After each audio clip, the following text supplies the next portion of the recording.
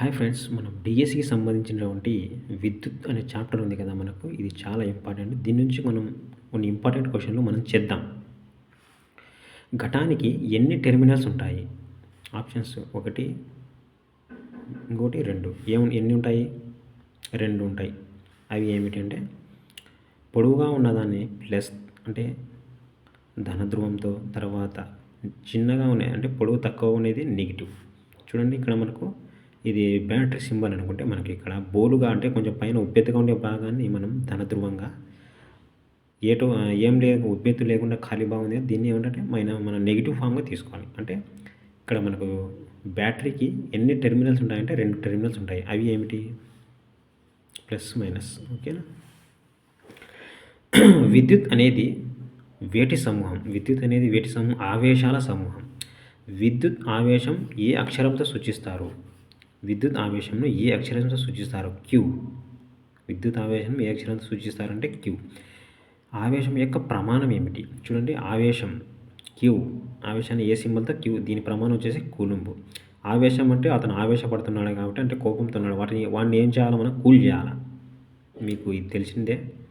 Code ఊరికి మతికి పెట్టుకోవడానికి చెప్పినాను. చూడండి, రెండు ప్లస్లే ఉంటే ఆవేశాలు అవి వికర్షించుకుంటాయి. అవి ఒకటి ప్లస్ ఒకటి మైనస్ ఉంటే అవి ఆకర్షించుకుంటాయి. చూడండి, క్రింది వాటిలో సరైనది ఏమిటి? I = Q/T. తర్వాత B రెండో ఆప్షన్ వచ్చేసి I = T/Q. ఈ రెండిట్లో సరైనది ఏమిటి? ఇది అండి ఆన్సర్ వచ్చేసి ఏ. I = Q/T అనేది సరైన ఆన్సర్.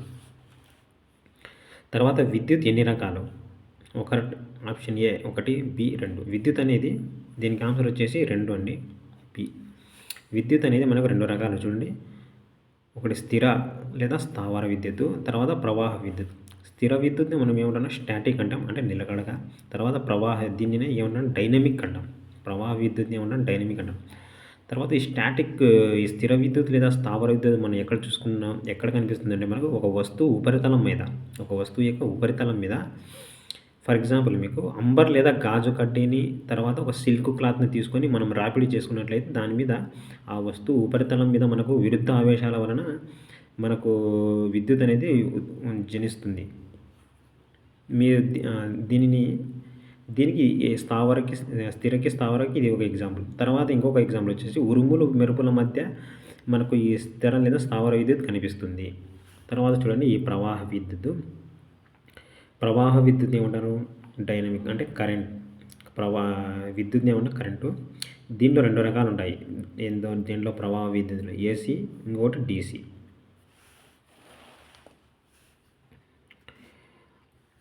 విద్యుత్ దర్శిని యొక్క ఉపయోగం ఏమిటో చెప్పగలరా? అది ఒక వాహకంలో ఉండే విద్యుత్ ఆవేశాలను కనుగొనడానికి, ఫైండ్ అవుట్ చేయడానికి మనం ఉపయోగిస్తాం. విద్యుత్ దర్శిని ఎన్ని రకాలు? విద్యుత్ దర్శిని ఎన్ని రకాలు అంటే 2 రకాలు. ఒకటి విద్యుత్ దర్శిని మనం ఏమంటాము? ఇంగ్లీష్లో ఎలక్ట్రోస్కోప్ అంటాం. ఒకటి బెండుబంతి, ఇంకోటి వచ్చేసి స్వర్ణపత్ర విద్యుత్ దర్శిని. తర్వాత AC/DC అంటే ఏమిటి? AC అంటే ఏమిటంటే ఆల్టర్నేటివ్ కరెంట్. DC అంటే ఏమిటి? Direct current. ACని ఆల్టర్నేట్ కరెంట్ని ఏమంటారు ఇంగ్లీష్లో? తెలుగులో ఏమంటారంటే ఏకాంతర విద్యుత్. అదే DCని అయితే ఏకముఖ విద్యుత్. ఇది ఇంపార్టెంట్ మనకు. ఏకముఖ కరెంట్ లేదంటే ఏకముఖ విద్యుత్ అని దేనిని అంటారు? ఆప్షన్స్ ACని, తర్వాత DCని. దీన్ని DCని అంటారు, ఏకముఖ. మనకు AC కరెంట్ మనం ఎక్కడ ఉపయోగిస్తాం? ఇళ్ళలో ఉపయోగిస్తాం. ఇళ్ళలో. తర్వాత DC మనకు ఎక్కడ ఉపయోగపడుతాం అంటే ఉపకరణాలు, అది ఏవైనా కానీ, టీవీ కానీ, AC కానీ, రిఫ్రిజిరేటర్ కానీ, మొబైల్స్ కానీ, ఇట్లా ఉపకరణాలలో మనం ఈ DC కరెంట్ను ఉపయోగిస్తాం.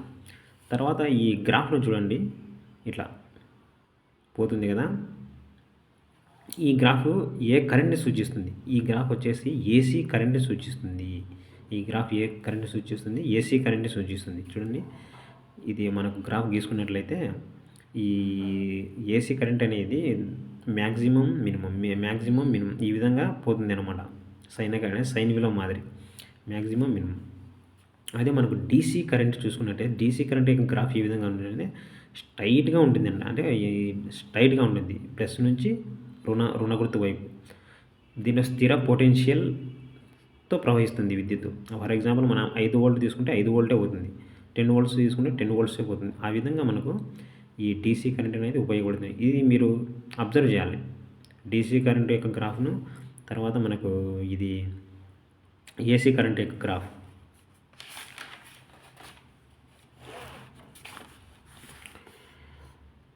నెక్స్ట్ క్వశ్చన్ మనకు ఏసీని డీసీగా మార్చేది ఏమిటి? ఈ క్వశ్చన్ నాకు చాలా బాగా నచ్చిందండి, ఇంపార్టెంట్.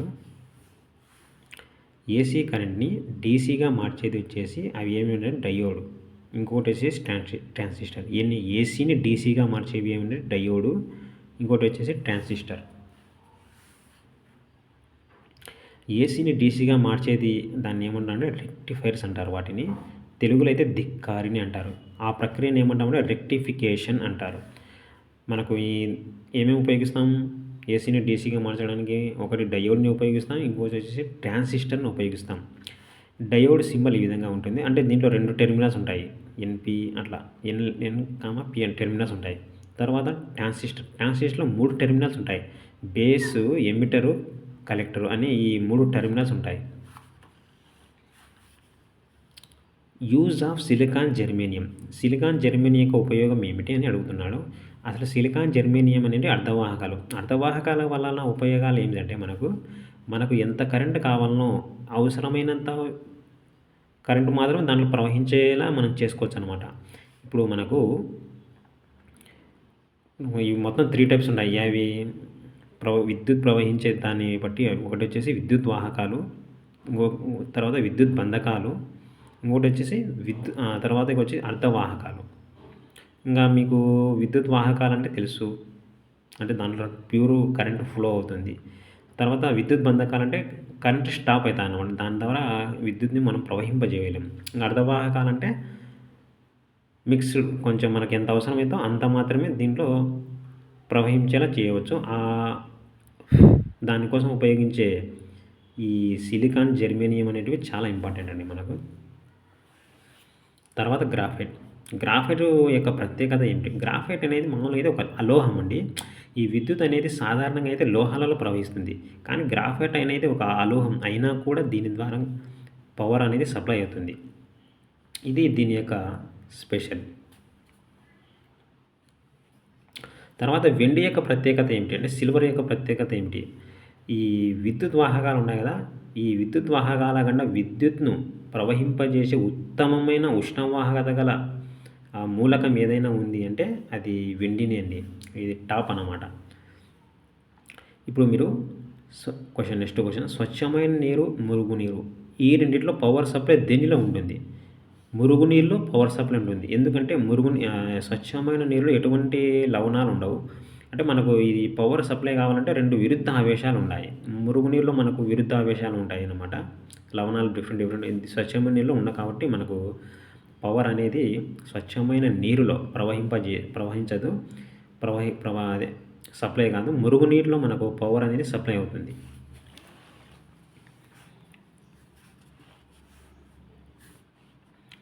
తర్వాత డీసీ ఎల్లప్పుడూ ఏ విధంగా ప్రవహిస్తుంది? డీసీ కరెంటు అంటే దీన్ని ఏమంటాం మనం తెలుగులో ఏకముఖ కరెంట్ అన్నారు. ఏమంటారో చెప్పాను కదా, డీసీని ఏమంటారు?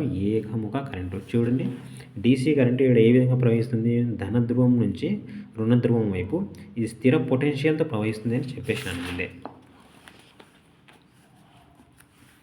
చూడండి, ప్లస్ నుంచి -5. I Q/T అనగా ఏమిటి? I అంటే ఏంటి? విద్యుత్ ప్రవాహం. తర్వాత Q అంటే ఎలక్ట్రాన్ యొక్క ఆవేశం. తర్వాత T అంటే కాలం. విద్యుత్ ప్రవాహం యొక్క ప్రమాణాలు వచ్చేసి యాంపియరు. ఎలక్ట్రాన్ ఆవేశం యొక్క ప్రవాహాలు కూలుంబు చెప్పేశాను. కాలం వచ్చేసి సెకండ్. మీకు అర్థమైందా? థామస్ అల్వా ఎడిసన్ మనకు బల్బును కనుగొన్నటువంటి శాస్త్రవేత్త అండి. ఇతను బల్బును కనుగొనడంలో చాలా శ్రమించాడు. అతని బల్బు యొక్క కనుగొనే విధానం అతని యొక్క ప్రయాణం ఏ విధంగా కొనసాగిందో చూద్దాం. ఫస్ట్ అతను బల్బులో మసిపూసిన కాగితం కాబట్టి పేపర్ సింబల్ వేసినాను. తర్వాత మీకు వెదురు బొంగు, తర్వాత అతను ఏం చేశాడు? వెదురు బొంగు ఉపయోగించాడు. వెదురు బొంగు సింబల్ వేసినాను. తర్వాత దారాలు, దారం చెండు. తర్వాత లోహంలో ప్లాటినం ఉపయోగించాడు. అంటే ఇగో ప్లాటినంలో ప్లేట్ ఉన్నట్టు ప్లేట్ సింబల్ ఊరికే మీకు గుర్తుండడానికి బొమ్మలు గీసినాను అంతే. అంటే ఫస్ట్ ఇతను థామస్ అల్వా ఎడిసన్ ఇప్పుడు అంటే మనకు టంగ్స్టన్ అవి ఫిలమెంట్లు అవి వస్తున్నాయి. టంగ్స్టన్‌లో అవి వాడుతున్నారు. అతను ముందుగా మసిపూసిన కాగితం, ఆ తర్వాత వెదురు బొంగు, తర్వాత దారాలు, ఆ తర్వాత ప్లాటినం ఆ విధంగా అతని జర్నీ ఈ బల్బులో థామస్ అల్వా ఎడిసన్ బల్బులో అతను చేసిన కృషి ఈ విధంగా సాగిందనమాట. పొటెన్షియల్ లేదా వోల్టేజ్ అనగా ఏమిటి అని అడుగుతున్నాడు. మనకు పొటెన్షియల్ లేదా వోల్టేజ్ దీన్ని ఏ అక్షరంతో సూచిస్తారు ఆంగ్లంలో అంటే వి. ఈ రెండిట్లో ఏది ఈ ఆప్షన్ ఏ వచ్చేసి V=W/Q అని అంటున్నాడు. ఆప్షన్ బి వచ్చేసి V=Q/W అన్నాడు. ఈ రెండులో సరి అయినది ఏది అంటే ఇది అండి ఆన్సర్. V=W/Q. ఇక్కడ మనకు V అంటే పొటెన్షియల్ లేదా వోల్టేజ్. తర్వాత ఇక్కడ చూడండి W ఉంది కదా, W అంటే పనిని మన ప్రమాణాలు వచ్చేసి జౌలు. తర్వాత ఇక్కడ Q ఉంది కదా, Qకి ఆల్రెడీ చెప్పేసిన కదా కూలుంబ్ అని.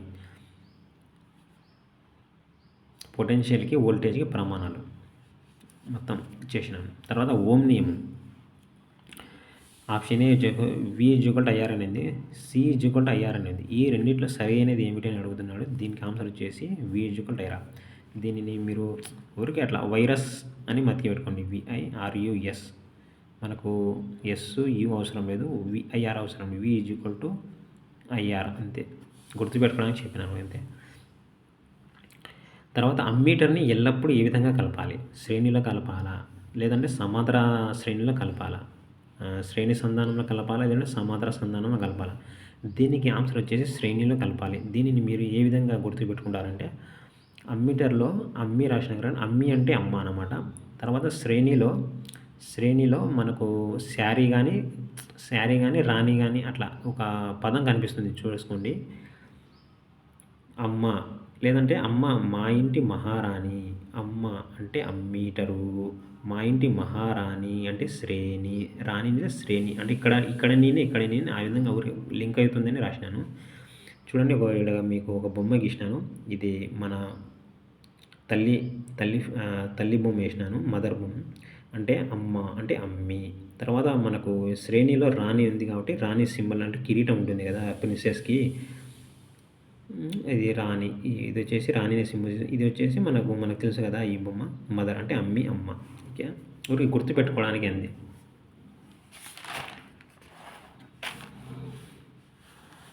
చూడండి తర్వాత మనకు ఈ సింబల్ ఇచ్చినాడు. చూడండి ఈ సింబలు. తర్వాత ఆప్షన్ బి వచ్చేసి ఈ సింబల్ ఇచ్చినాడు. ఇక్కడ మనకు ఏమడుగుతున్నాడు క్వశ్చను, ఈ జీరోలో ఉండాల్సిన అక్షరాలను పూజించండి. అంటే ఈ సర్కిల్లో మనం ఏం రాయాలి అంటే చూడండి ఇట్లా ఉంది. అంటే ఇది శ్రేణిలో కలుపుతున్నట్టు, అంటే ఇది శ్రేణి అంటే అమ్మీటరు అంటే ఇక్కడ ఏ రాయాలన్నమాట ఈ సర్కిల్. తర్వాత చూడండి ఇది ఏ విధంగా కలిపినా సమాంతరంగా కలిపిండు, సమాంతరంగా కలిపిండు. అంటే ఈ సర్కిల్లో మనం ఏ రాయాలి, వి రాయాలి. అంటే అది దేన్ని సింబల్ చేసింది, వోల్టు అంటే వోల్టేజ్ని అంటే వోల్ట్ మీటరు. అంటే దీన్ని బట్టి మీరు ఏం అర్థం చేసుకోవాలి, మీటర్ను శ్రేణి సంధానం కలపాలి, వోల్ట్ మీటర్ను సమాంతర సంధానం కలపాలి. అంటే ఇక్కడ మీకు చెప్పాల్సిన విషయం ఏమంటే శ్రేణి సంధానంలో ఒక ధనం అంటే ప్లస్ మైనస్ ఈ విధంగా పోతుందండి. ఒక బ్యాటరీ అంటే ఈ విధంగా ప్లస్ తర్వాత మైనస్ మళ్ళీ తర్వాత ప్లస్ తర్వాత మైనస్ ఈ విధంగా పోతుంది. అదే మనకు ఈ సమాంతర సంధానంలో అయితే ధన ధృవాలన్నీ ఒకవైపు, రుణ ధృవాలన్నీ ఒకవైపు, ధన ధృవాలన్నీ ఒకవైపు, రుణ ధృవాలన్నీ ఒకవైపు కలపడం జరుగుతుంది. ఇది రియోస్టాట్ సింబల్ అండి.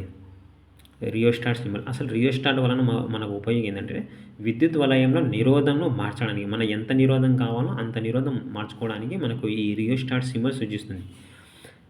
చూడండి తర్వాత మనకి ఈ క్వశ్చన్ అడిగిండు, రియోస్టాట్ సింబల్ వేసిండు, తర్వాత ఇక్కడ రియోస్టాట్ సింబల్ వేసిండు. దీనికి తేడా ఏమిందంటే ఈడ కొంచెం ముందర పెట్టిండు, ఇదేమో కొంచెం వెనుకలా పెట్టిండు. అంటే దీన్ని బట్టి దీని అర్థం ఏది అని అడుగుతున్నాడు. ఏది అల్ప నిరోధాన్ని సూచిస్తుంది, ఏది అధిక నిరోధాన్ని సూచిస్తుంది. చూడండి ఇది చాలా ముందరకు వచ్చింది, ఇది అధిక నిరోధాన్ని సూచిస్తుంది కాబట్టి ఇక్కడ 2. చూడండి ఇది ఈయన్ని ఆగిపోయింది అంటే ఇది అల్ప నిరోధాన్ని సూచిస్తుంది కాబట్టి ఇక్కడ 1. తర్వాత నెక్స్ట్ క్వశ్చన్ మనకు VIR అంటే V IR చెప్పాను కదా. నన్ను కొలిచేది ఏమిటి? ఈ మూడింటిని కొలిచేది ఏమిటంటే అంటే 1 కంటే 2 కంటే ఎక్కువ ఉన్నాయి కాబట్టి ఇలా మల్టీమీటర్ మనం ఉపయోగించాలి. మల్టీమీటర్ ఉపయోగిస్తాం. తర్వాత జతపరచడం అమ్మీటరు, వోల్ట్మీటరు, మల్టీమీటర్. ఇక్కడ విద్యుత్ ప్రవాహము, వోల్టేజ్ లేదా potential V, I, R. V అంటే వోల్టేజు, I అంటే యాంపియరు, తర్వాత ఇది అంటే విద్యుత్ ప్రవాహం, రే అంటే రెసిస్టెన్స్ అంటే నిరోధం. అమ్మీటర్ను మనం ఎప్పుడైనా ఏ సంధానం కలపని చెప్పినాను అంటే మా ఇంటి మహారాణి అమ్మ అంటే అమ్మీటర్ అంటే అమ్మ అమ్మీటరు ఏంది అమ్మీటర్ను అమ్మీటర్లో ఉంది కదా. అమ్మీటర్లో మనం దేన్ని కొలుస్తామంటే విద్యుత్ ప్రవాహాన్ని. అమ్మీటర్తో మనం దేన్ని కొలుస్తామంటే విద్యుత్ ప్రవాహాన్ని కొలుస్తాం. తర్వాత వోల్ట్మీటర్తో మనం దేన్ని కొలుస్తామంటే పొటెన్షియల్ లేదా వోల్టేజ్ని కొలుస్తాం. తర్వాత మల్టీమీటర్లో వోల్టేజ్, విద్యుత్ ప్రవాహము, రెసిస్టెన్స్ ఈ మూడింటిని కొలుస్తాం. ఇది అండి. తర్వాత ఇంకా వీడియోస్ చేస్తాను. నచ్చితే లైక్ చేయండి.